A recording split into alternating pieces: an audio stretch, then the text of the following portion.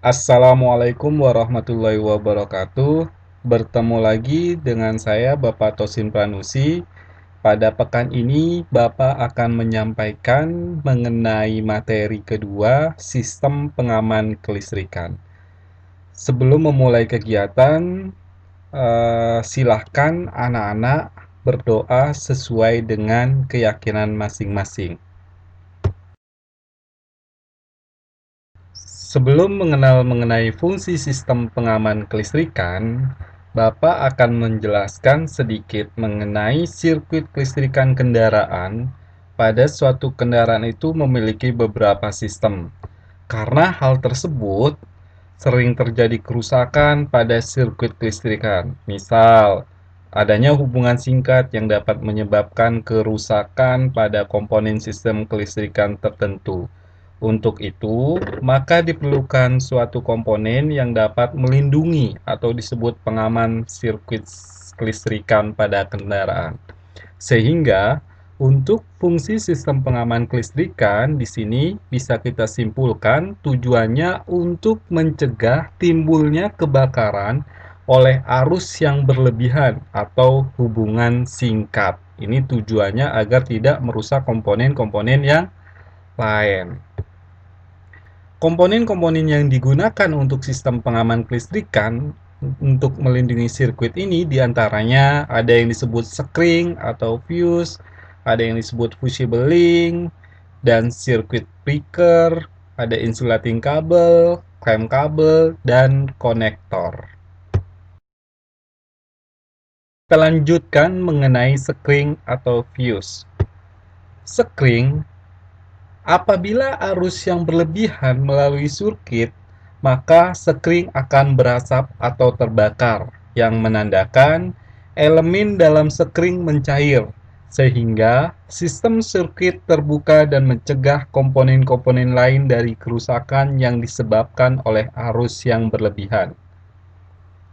Nah, ini ada macam atau tipe-tipe sekring. Kalian juga harus tahu sekring dikategorikan atau ada macam-macamnya. Yang pertama adalah tipe tabung atau disebut cartridge, bentuknya seperti ini. Dan yang kedua adalah tipe blade, bentuknya seperti ini. Nantinya kalian akan melihat jenis-jenis sekring tersebut apabila kalian sudah masuk bengkel dan melakukan praktek.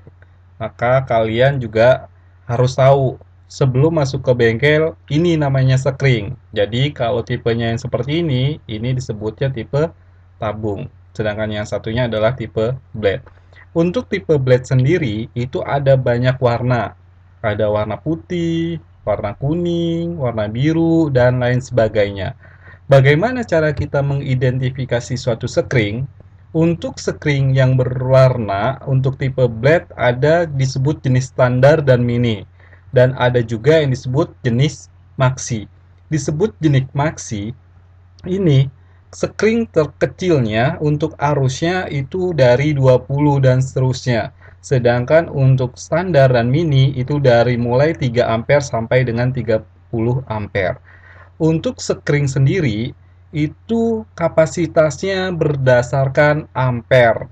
Anak-anak juga pernah tahu mengenai alat ukur kelistrikan yang disebut multitester, yang mana gunanya adalah untuk mengukur banyak jenis dari kelistrikan, misalkan ohmmeter, voltase, dan ampere.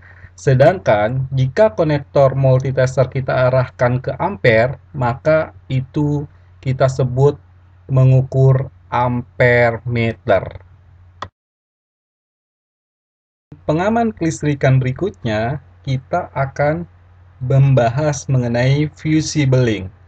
Fusible link itu dapat digunakan untuk arus yang lebih besar karena ukurannya lebih besar dan mempunyai elemen yang lebih tebal.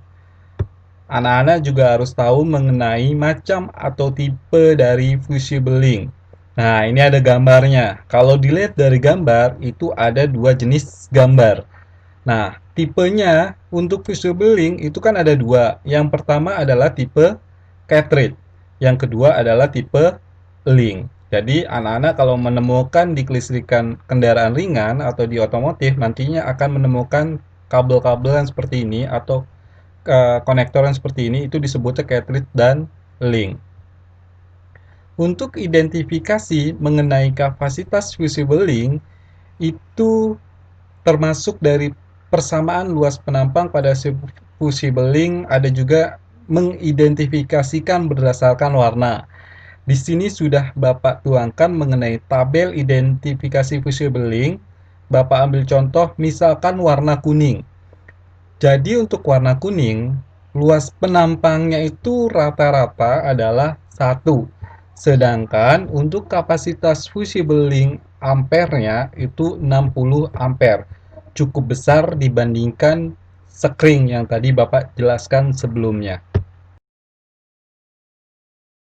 Untuk berikutnya, komponen pengaman yang kalian harus ketahui adalah circuit breaker. Circuit breaker digunakan sebagai pengganti sekring untuk melindungi dari kesulitan pengiriman tenaga dalam sirkuit. Untuk aplikasinya atau penerapannya, circuit breaker dapat ditemukan pada sistem kelistrikan, power window, dan sirkuit pemanas atau heater. Untuk circuit breaker, itu terdapat beberapa macam atau tipe. Di antaranya, automatically reset solid state type. Yang kedua itu adalah manual reset type mechanical. Dan yang ketiga itu adalah automatic reset mechanical. Berikut akan disampaikan mengenai konstruksi circuit breaker. Nah, ini gambar dari circuit breaker, manual reset tipe mechanical, dan automatic reset tipe mechanical. Pada prinsip dasarnya, dari circuit breaker, baik tipe manual reset tipe mechanical dan automatic reset type mechanical terdiri dari sebuah lempengan bimetal yang dihubungkan pada kedua terminal, dan satu di antaranya bersentuhan. Untuk circuit breaker itu dapat disetel. Nah, berikut cara kerja dan tipe penyetelan circuit breaker. Cara kerja untuk circuit breaker, jika arus berlebihan, maka bimetal menjadi panas dan menyebabkan lempengan membengkok, sehingga circuit breaker hubungannya terbuka dan memutus arus listrik. Sedangkan tipe penyetelannya itu terdapat dua jenis. Yang pertama adalah tipe penyetelan otomatis dan yang kedua adalah tipe penyetelan biasa.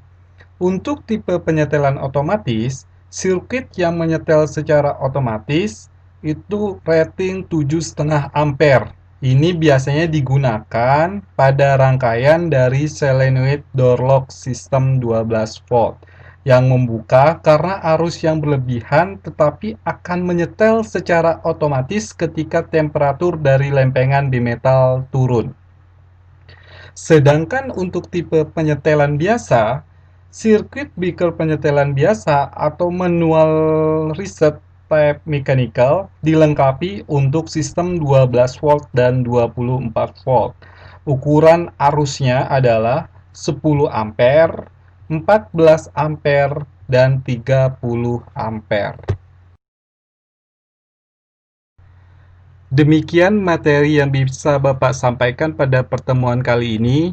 Dan apabila anak-anak ada pertanyaan atau suatu hal yang perlu didiskusikan, kalian bisa menanyakan secara langsung melalui nomor WA Bapak yang sebelumnya sudah kalian ketahui, atau bisa melalui forum diskusi pada Google Classroom yang sudah ada dengan kode kelas masing-masing. Sekian, terima kasih. Wassalamualaikum warahmatullahi wabarakatuh.